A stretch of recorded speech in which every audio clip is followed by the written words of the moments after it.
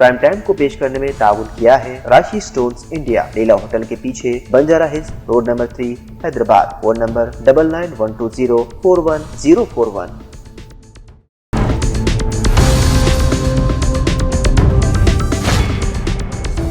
अस्सलाम वालेकुम नाज़रीन, सियासी टीवी के प्राइम टाइम में आपका इस्तकबाल है। मैं हूं मोहम्मद शौकत और सबसे पहले नजर डालते हैं सुर्खियों पर। जुबली हिल्स में कांग्रेस की शानदार कामयाबी, नवीन यादव ने बीआरएस की एम सुनीता को 24,729 वोटों से दी शिकस्त, बीजेपी उम्मीदवार की जमानत जब्त। मजलिस की वजह से ही जुबली हिल्स में कांग्रेस को जीत मिली, किशन रेड्डी का रद्द-ए-अमल, कहा हम बीजेपी की हार का करेंगे तज्जिया। जुबली हिल्स की जीत अवाम के कांग्रेस हुकूमत पर भरपूर एतमाद का सबूत, रियासती वजीर पूनम प्रभाकर का रद्द-ए-अमल, कहा लाख कोशिशों के बावजूद बीआरएस अवाम को नहीं कर पाई गुमराह। बिहार में हैरत अंगेज तौर पर बीजेपी सबसे बड़ी पार्टी बनकर उभरी, एनडीए ने 200 की हद पार कर ली, जबरदस्त अक्सरियत के साथ बनाएगी हुकूमत, आरजेडी 26 तक महदूद।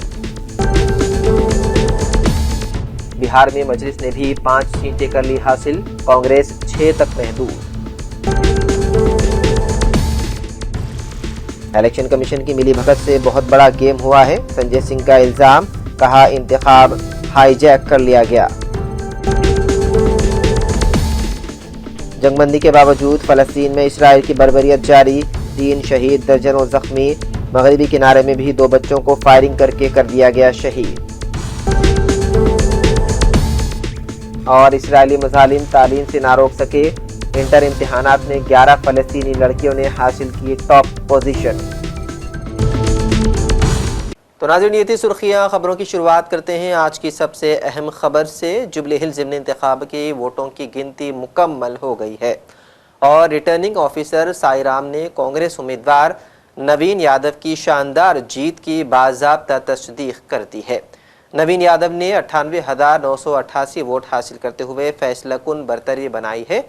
बीआरएस उम्मीदवार एम सुनीता को 74,259 वोट मिले, जबकि बीजेपी उम्मीदवार एल दीपक रेड्डी सिर्फ 17,061 वोट ही हासिल कर सके। मतलूबा शरह वोट हासिल न होने के बाइस बीजेपी उम्मीदवार की जमानत जब्त हो गई है।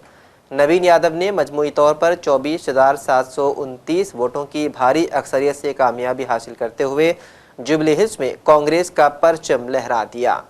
जुबली हिल्स ज़िमनी इंतखाब में शानदार जीत के बाद एक प्रेस कॉन्फ्रेंस से खिताब करते हुए वज़ीर आला रेवंत रेड्डी ने जुबली हिल्स के अवाम का शुक्रिया अदा किया। उन्होंने मजलिस इत्तेहादुल मुस्लिमीन की भी तारीफ की और मजलिस के सरबराह का शुक्रिया अदा करते हुए एतराफ़ किया है कि मजलिस की भरपूर तायीद के बाइस ही कांग्रेस जुबली हिल्स जीत पाई है। उन्होंने दावा किया है कि नताइज उनकी हुकूमत की बेहतरीन कारकर्दगी का अवाम की तरफ से एतराफ़ है।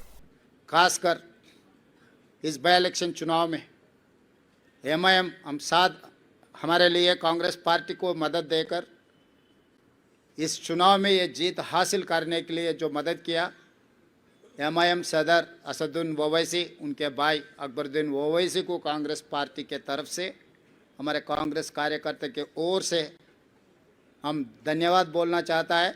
आने वाले दिनों में भी हम सबको साथ लेकर तेलंगाना तरक्की के लिए हम कोशिश करेंगे, इसमें हम कामयाब हो जाएंगे। सरकार जो काम कर रहा है, सरकार को आशीर्वाद देने के लिए लोग आगे आए, बहुत सारे दिए, एक चीज़ नहीं है। हम पीछे से रेशन कार्ड और फाइन राइस, इंदिरा इंड्लू जो भी बोल रहे हैं ना, इसके साथ साथ हम कितने एम्प्लॉयमेंट क्रिएट किए, लॉ एंड ऑर्डर कितना कंट्रोल किए, ड्रग्स एंड गांजा कितना हम लोग कंट्रोल किए। इस बार बारिश कितने आए आप देखे ना, इससे पहले 10 सेंटीमीटर बारिश है तो पूरा शहर डूबते थे। इस बार 40 सेंटीमीटर 50 सेंटीमीटर बारिश आए तो भी कोई भी एक कॉलोनी एक बस्ती पानी में नहीं डूबा। लोग देख रहे हैं, मूसी में किसी को तकलीफ नहीं आया। इस बार पहली बार तेलंगाना हासिल करने के बाद 12 साल में बहुत बड़ा बारिश आए थे, क्लाउड बस्ट हुए थे। मगर इस बार हम जो तरीका से जो काम किए, शहर के लोग लॉ एंड ऑर्डर कंट्रोल है, हम ड्रग्स कंट्रोल किए, बारिश में जो फ्लड्स है फ्लड्स को हम कंट्रोल किए, हर किसी को नौकरी देने के लिए कोशिश कर रहे हैं।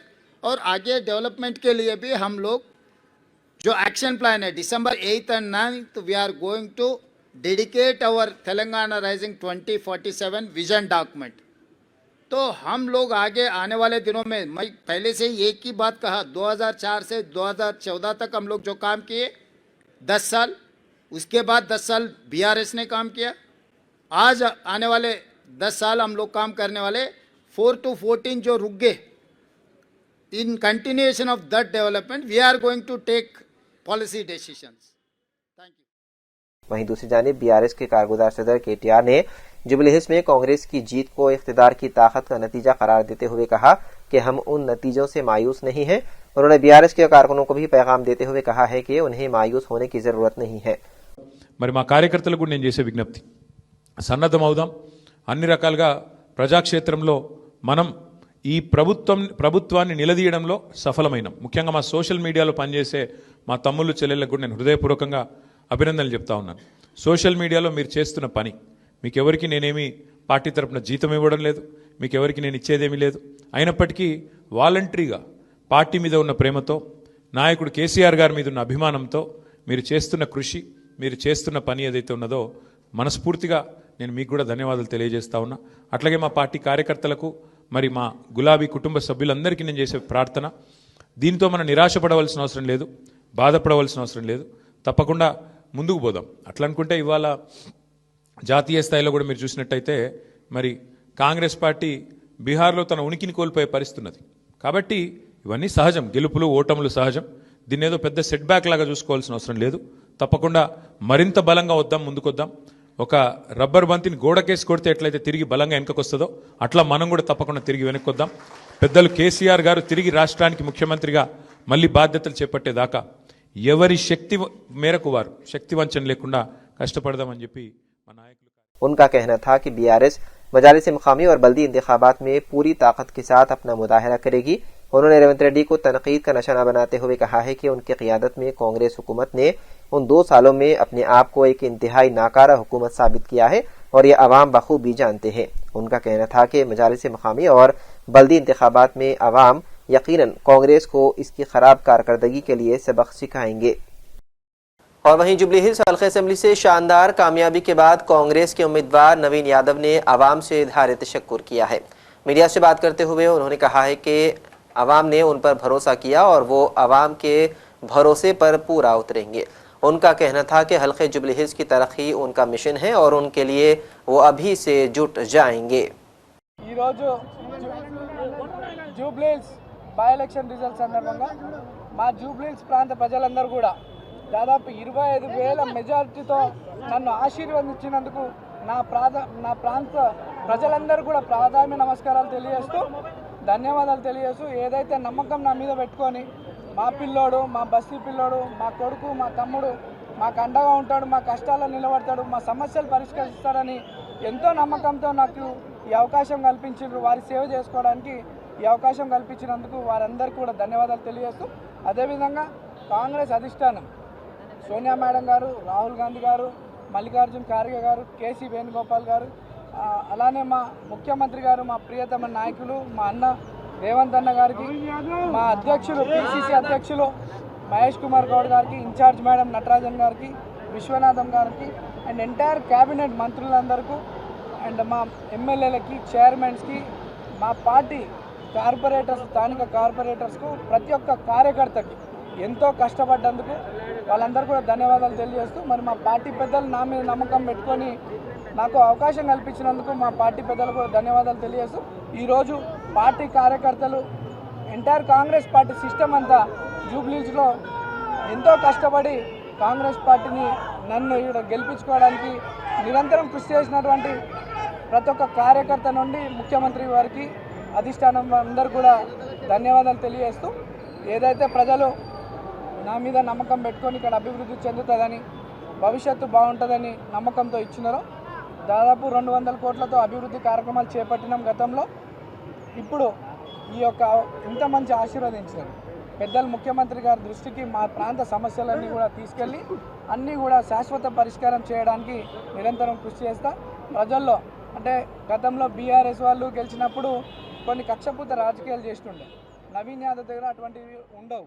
నవీన్ యాదవ్ ఈ రోజు వరకే नवीन यादव की शानदार कामयाबी पर गांधी भवन में जश्न का माहौल देखा गया। जैसे जैसे रुझानात कांग्रेस के हक में आ रहे थे, गांधी भवन में अरकान की तादाद में इजाफा होता गया।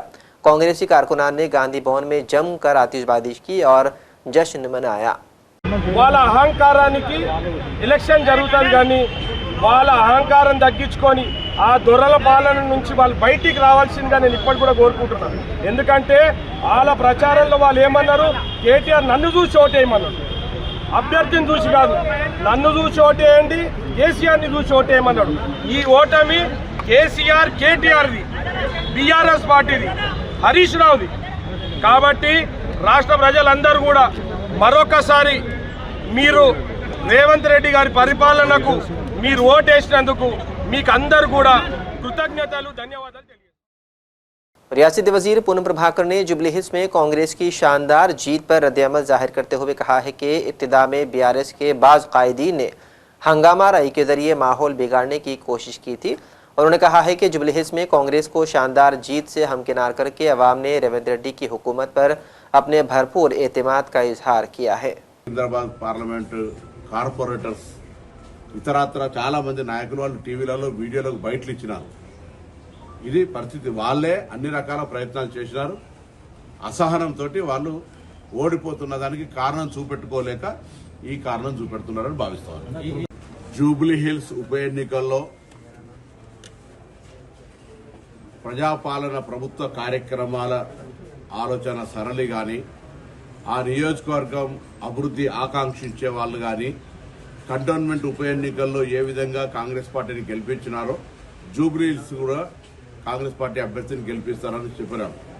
కొత్త సానుభూతితోటో లేదా టీఆర్ఎస్ డైవర్షన్ పాలిటిక్స్ చేయడం ద్వారానో మహిళలను వారు ఒక సెంటిమెంట్ వాడుకోవడానికి అన్ని రకాల ప్రయత్నం చేసినప్పటికీ కాంగ్రెస్ పార్టీ తీసుకున్నటువంటి సన్న బియ్యం కావచ్చు, రేషన్ కార్డుల పంపిణీ కావచ్చు, 200 యూనిట్ల ఉచిత విద్యుత్ కావచ్చు, మహిళలకు ఆర్టీసీ బస్ ఉచిత ప్రయాణం కావచ్చు, అనేక మంది ఉద్యోగ నియామకాలు కావచ్చు, వడ్డీ లేని రుణాలు కావచ్చు, రైతాంగానికి గ్రామీణ ప్రాంతాల్లో తీసుకుంటున్న నిర్ణయాలు కావచ్చు, ఇందిరమ్మ ఇండ్లు కావచ్చు, ఇటువంటి అనేక కార్యక్రమాలు ఇంత ఆర్థిక సంక్షోభం ఉన్నప్పటికీ చేయగలుగుతున్నారనేటువంటి ప్రజల ఆలోచన ప్రకారంగా ఓటింగ్ సరళి కనబడుతూ ఉంది.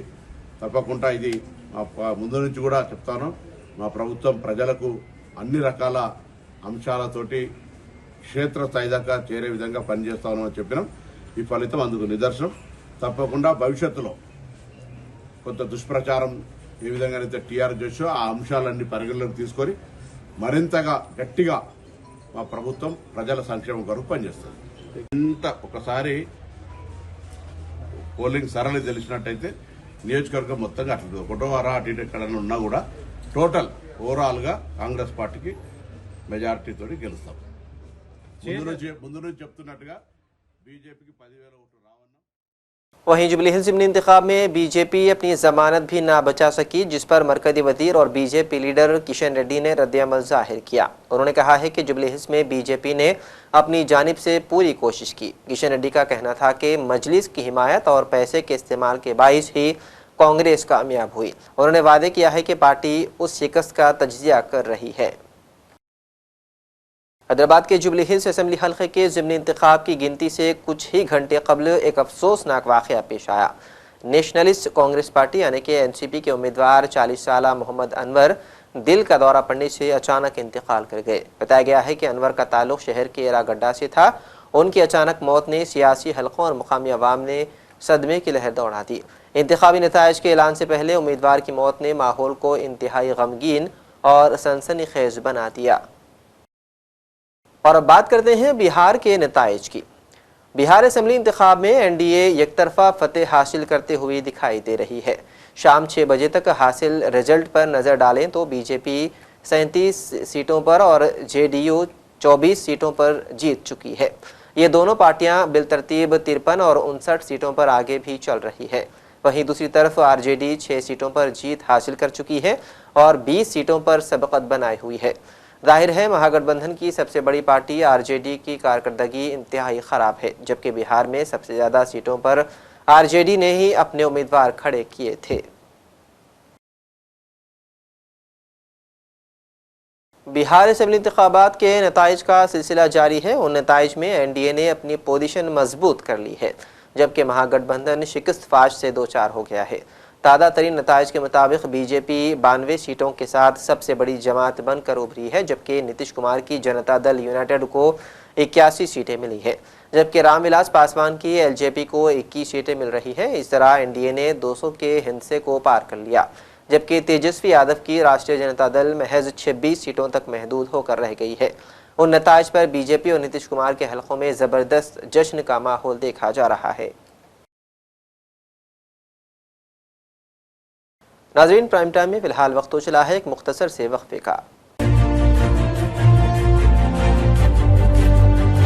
अपनी परेशानियों को दूर करें। खुदा ने परेशानियों को दूर करने का अहम रास्ता जवाहरात यानी के पत्थरों की ताकत में रखा है। बिजनेस के मसले, जॉब नहीं मिल रहा है, दौलत नहीं आ रही है, बीमारियां पीछा नहीं छोड़ रही है, बच्चों के मसले, मियाँ बीवी के मसले, एक परेशानी जाती नहीं कि दूसरी आ जाती है। डॉक्टर निसार के 25 साल तजुर्बे और पत्थरों के महारत के जरिए परेशानियों का हल पाएं। राशि स्टोन्स इंडिया पर आएं और अपने प्रॉब्लम्स को दूर करवाएं और अपनी जिंदगी को असली जवाहरात की ताकत से बदलें। एक कॉल 9912041041 पर करें और कामयाबी हासिल करें। हमारा पता है Rashi stones India, the Leela hotel के पीछे, road number 3, Banjara Hills, Hyderabad. वक्फे के बाद दोबारा आपका खैर मकदम है। बिहार में कांग्रेस 6 सीटें हासिल कर रही है, जबकि हैरत अंगेज तौर पर मजलिस इत्तेहादुल मुस्लिमीन को 5 सीटें मिली हैं। इसके अलावा HAMS 5, राष्ट्रीय लोक मोर्चा 4, CPI 1 और CPI-ML 1 सीट पर जीत रही है। और वहीं संजय सिंह ने इंतखाबी नताइज पर तबसरा करते हुए वादे अल्फाज में कहा है कि ये नताइज बिहार की जनता के मुताबिक नहीं है। उनका कहना था कि चुनाव हाईजैक कर लिया गया है।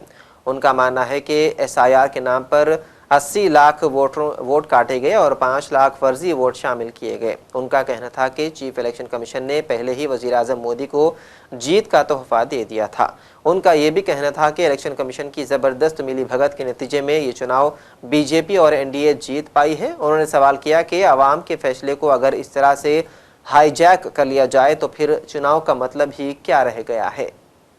मैं आज से कोई नहीं, मेरे 2 बयान है, कहिए तो मैं आपको दिखा दूं। 3 महीने पहले और 10 अक्टूबर को फिर दोबारा मैंने इस बात को कहा था कि ये चुनाव हाईजैक हो चुका है, अब इस चुनाव का कोई मतलब नहीं है। और बिहार में जीत का प्रमाण पत्र एनडीए को पहले ही ज्ञानेश कुमार जी ने मोदी जी को दे दिया है। ये मेरा पहले का बयान है, 3 महीने पहले बोला था।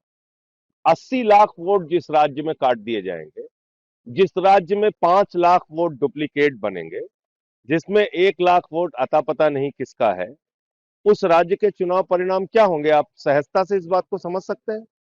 तो आज पूरी एनडीए को और मोदी जी को जाके अज्ञानेश कुमार को बधाई देनी चाहिए, उनको मिठाई खिलाना चाहिए, उनका माल्यार्पण करना चाहिए कि अज्ञानेश कुमार जी, आपकी कृपा से हम लोग बिहार जीत गए। यही हुआ है। दिल्ली के अंदर 40,000 वोट केजरीवाल साहब की विधानसभा में चुनाव शुरू होने से पहले कट गए थे। दिल्ली के अंदर हमने मंत्रियों के घरों में जहां 3 वोट थे वहां 33 वोट पकड़ा, 25 वोट पकड़ा, 26 वोट, 15 वोट, 22 वोट, ऐसे ऐसे वोट बनवाए गए थे। जब अलग अलग राज्यों के लोग जाके दूसरे राज्यों में वोट दे रहे हैं तो क्या चुनाव हो रहा है? क्या चुनाव है ये? तो इसलिए ये तो पहले से ही घोषित परिणाम था। आज उसका इंतजार कर रहे थे हम लोग कि 14 तारीख कब आएगी और कब ये सब चीजें हम लोग देखेंगे। लेकिन ज़िमनी इंतखाब की दीगर सीटों में कांग्रेस ने राजस्थान की अंता असेंबली सीट और तेलंगाना की जुबली हिल्स असेंबली सीट पर कामयाबी का परचम लहरा दिया। जम्मू कश्मीर के नगरोटा असेंबली सीट पर बीजेपी उम्मीदवार ने फतेहयाबी हासिल की है। इसी तरह बडगाम असेंबली सीट पर Jammu Kashmir people's democratic party और मिजोरम की डंपा असेंबली सीट पर मिजो नेशनल फ्रंट ने जीत हासिल की है।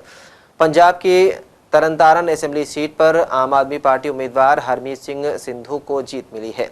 ओडिशा के नौपाड़ा असेंबली सीट पर बीजेपी उम्मीदवार जय ढोलकिया को 80,000 से ज्यादा वोटों से कामयाबी मिली है, जबकि झारखंड की घाटशाला असेंबली सीट जेएमएम के हिस्से में जाती हुई दिखाई दे रही है। हिंदुस्तान के पहले वजीर आजम पंडित जवाहरलाल नेहरू की 125वीं उम्र पैदाइश के मौके पर कांग्रेस की आला क़ियादत ने दिल्ली के शांति वन पहुंचकर उनकी आखिरी आरामगाह पर खिराज अकीदत पेश किया। पार्टी की साबिक सदर और कांग्रेस पार्लिमानी पार्टी की चेयरपर्सन सोनिया गांधी, मौजूदा सदर मल्लिकार्जुन खड़गे और मुतादिद रहनुमाओं ने खामोशी के साथ फूल चढ़ाए और नेहरू की खिदमात को याद किया। कांग्रेस पार्लिमानी पार्टी की सरबराह सोनिया गांधी और पार्टी सदर मल्लिकार्जुन खड़गे सुबह शांति वन पहुंचे, जहां उन्होंने नेहरू की आखिरी आरामगाह पर गुलाह अकीदत पेश किए। इस मौके पर कई रहनुमा और कारकुनान भी मौजूद थे।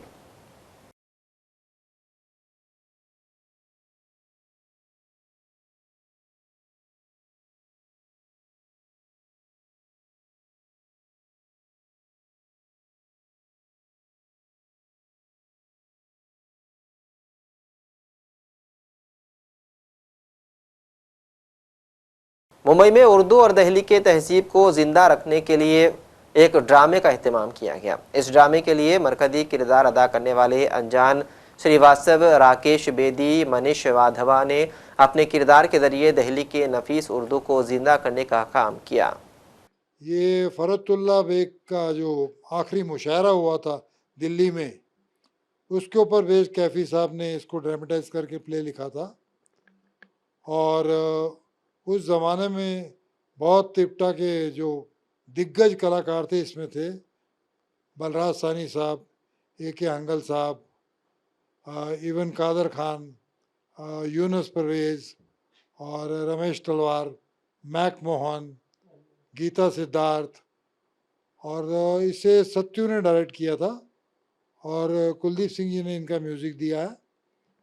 और ये बहुत ही कामयाब ड्रामा इप्टा का है, जो पिछले 56 साल से जब जब मौका लगता है हम इसको खेलते हैं। और ये तकरीबन पूरे हिंदुस्तान में खेला जा चुका है, यहाँ तक कि दिल्ली में भी जहाँ पे ये हुआ था पहली बार, वहाँ भी हुआ था ये प्ले और बहुत ही कामयाब था। आप क्या प्ले कर रहे हैं सर? मैं इसमें हाफिज़ वीरान साहब का एक कैरेक्टर है शायर का, जो अंधा है। मैं भी काफ़ी सालों से इसमें काम कर रहा हूँ। अब इसमें जो कंवलजीत साहब हैं, कंवलजीत सिंह, वो गालिब का रोल करते हैं।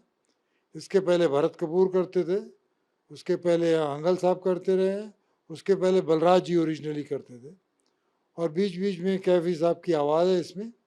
और अभी अंजन श्रीवास्तव हैं, राकेश बेदी हैं, अखिलेंद्र मिश्रा हैं, मसूद अख्तर हैं और मनीष वाधवा, ये तमाम लोग अब इस प्ले में काम कर रहे हैं।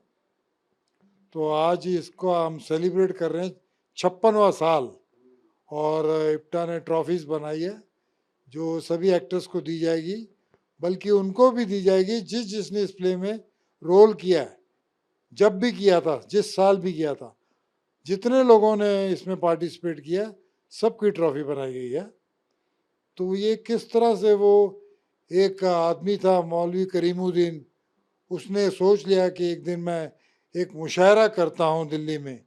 तो उन दिनों मुशायरे करने बड़े मुश्किल होते थे, लेकिन उसकी हिम्मत के वो एक एक शायर के पास गया और एक एक शायर को कन्विंस किया कि मैं एक मुशायरा कर रहा हूँ, आप उसमें तशरीफ़ लाएं। और इस तरह से जो है वो मुशायरा हुआ। तो वो पूरा का पूरा उसको कैफी साहब ने ड्रामेटाइज किया, जो आज हम करने वाले हैं यहाँ पे रविंद्र नाट्य मंदिर में 7:30 बजे। बहादुर शाह जफर के समय वो रागो रंग तो खत्म हो गया था, लेकिन शेर व शायरी इसमें फ्रीडम मूवमेंट के बारे में काफ़ी था उनका, जफर साहब का लिखा हुआ। वो अपने लैंग्वेज में बोलते थे, लगता नहीं है दिल मेरा उजड़े दयार में, वैसी वाली बात थी। उनके साहबजादे आते हैं, अटेंड करते हैं, उनको न्योता दिया गया है।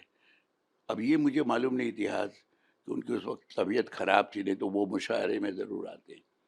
मुशायरा हुए काफ़ी अरसा हो गया है, डायलॉग में मालूम पड़ता है, ड्रामा प्ले में मालूम पड़ता है। मिर्ज़ा गालिब उस समय थे जो हमारे हीरो हैं, इस सब्जेक्ट की हीरो मिर्ज़ा गालिब, उनके अंदर वो बात थी। जो प्ले देखेंगे तो समझ में आएगा। एंड क्या प्ले कर रहे हैं इसमें? मैं एक प्ले कर रहा हूँ, उस समय बहुत सीनियर मोस्ट शायर थे, बाल मुकुंद, लेकिन शायरी करते थे उर्दू में। उस समय उर्दू ज़बान चलती थी, एक शायर हूँ जिनकी तबीयत बहुत ही खराब है। और अब नजर डालते हैं कुछ आलमी खबरों पर। इजराइल की गादा जंगबंदी मुआहदे की खिलाफ वर्जियाँ जारी है। सयोनी फौज ने आज फिर गादा सिटी, बैतुल्लहिया और खान यूनुस में फिदाई हमले कर दिए। तोपखाने से गोलाबारी की गई। काबिज फौज ने मगरबी किनारे में भी 2 बच्चों को गोलियां मारकर शहीद कर दिया। इजरायली फौज की कार्रवाइयों में कई अफराद जख्मी भी हुए हैं। ऑपरेशन के दौरान घर घर तलाशी ली गई। मुसलसल खिलाफ वर्जियों पर अक़वाम मुत्तहिदा के सेक्रेटरी जनरल अंतोनियो गुतरेस ने गादा जंगबंदी मुआहदे को नाजुक करार दे दिया। गाजा में इंटरमीडिएट बोर्ड के इम्तिहानात के नताइज में 11 फ़लस्तीनी लड़कियां 99% नंबर लेकर टॉप पोजीशन हासिल कर ली। गैर मुल्की मीडिया के मुताबिक गाजा में जारी इसराइली जंग के बावजूद गाजा के नौजवान अपने बेहतर मुस्तकबिल के लिए कोशां हैं और मुश्किल हालात में भी तालीम हासिल करने का सिलसिला जारी रखे हुए हैं। रिपोर्ट के मुताबिक गाजा इंटरमीडिएट बोर्ड के इम्तिहानात में 11 फ़लस्तीनी लड़कियों ने 99% नंबर लेकर टॉप पोजीशन हासिल की है। नताइज के बाद इसराइली मज़ालिम का शिकार फ़लस्तीनियों में खुशियों की लहर दौड़ गई और कामयाब तलबा के ख़ानदानों ने तबाहाल इलाकों में जश्न मनाया। रिपोर्ट में बताया गया है कि इंटरमीडिएट में कामयाबी हासिल करने वाले बेशतर तलबा और तालिबात इसराइली फ़ौज की बमबारी में जाम शहादत नोश कर चुके हैं। रूस के यूक्रेनी दारहुकूमत कैफ पर ताज़ा ड्रोन हमले में 11 अफराद के ज़ख्मी होने की खबर है। कहा जाता है कि आज सुबह कैफ इब्तिदाई सातों में रूसी फोर्सेस ने अचानक कैफ के रिहायशी इलाकों पर मिसाइल और ड्रोन से हमले शुरू कर दिए, जिसके नतीजे में इलाके में मुतादिद धमाकों की आवाज़ें सुनी गई। इब्तिदाई तौर पर उन हमलों में 11 अफराद के ज़ख्मी होने की खबर आई है। धमाके इतने शदीद थे कि कैफ का आसमान रोशन हो गया था। कहा जाता है कि इस हमले में एक अपार्टमेंट की इमारत के अलावा एक स्कूल को भी नुकसान पहुंचा है। और आखिर में सुर्खियों पर एक और नजर। जुबली हिल्स में कांग्रेस की शानदार कामयाबी। नवीन यादव ने बीआरएस की एम सुनीता को 24,729 वोटों से दी शिकस्त। बीजेपी उम्मीदवार की जमानत जब्त। मजलिस की वजह से ही जुबली हिल्स में कांग्रेस को जीत मिली। किशन रेड्डी का रद्द-ए-अमल, कहा हम बीजेपी की हार का करेंगे तज्जिया। जुबली हिल्स की जीत अवाम के कांग्रेस हुकूमत पर भरपूर एतमाद का सबूत। रियासती वजीर पूनम प्रभाकर का रद्द-ए-अमल, कहा लाख कोशिशों के बावजूद बीआरएस अवाम को नहीं कर पाई गुमराह। बिहार में हैरत अंगेज तौर पर बीजेपी सबसे बड़ी पार्टी बनकर उभरी। एनडीए ने 200 की हद पार कर ली। जबरदस्त अक्सरियत के साथ बनाएगी हुकूमत। आरजेडी 26 तक महदूद। बिहार में मजलिस ने भी 5 सीटें कर ली हासिल। कांग्रेस 6 तक महदूद। इलेक्शन कमीशन की मिलीभगत से बहुत बड़ा गेम हुआ है। संजय सिंह का इल्जाम, कहा इंतखाब हाईजैक कर लिया गया। जंगबंदी के बावजूद फलस्तीन में इसराइल की बर्बरियत जारी। 3 शहीद, दर्जनों जख्मी। मगरबी किनारे में भी 2 बच्चों को फायरिंग करके कर दिया गया शहीद। और इसराइली मुजालिम तालीम से ना रोक सके। इंटर इम्तिहानात में 11 फलस्तीनी लड़कियों ने हासिल की टॉप पोजीशन। तो नाज़रीन, सियासत टीवी के प्राइम टाइम में फिलहाल इतना ही। मजीद अपडेट्स के लिए आप बने रहिए सियासत टीवी के साथ। फिलहाल मुझे दें इजाजत। खुदा हाफिज। प्राइम टाइम को पेश करने में ताउन किया है राशि स्टोन्स इंडिया, लीला होटल के पीछे, Banjara hills, road number 3, Hyderabad. Phone number 9912041041।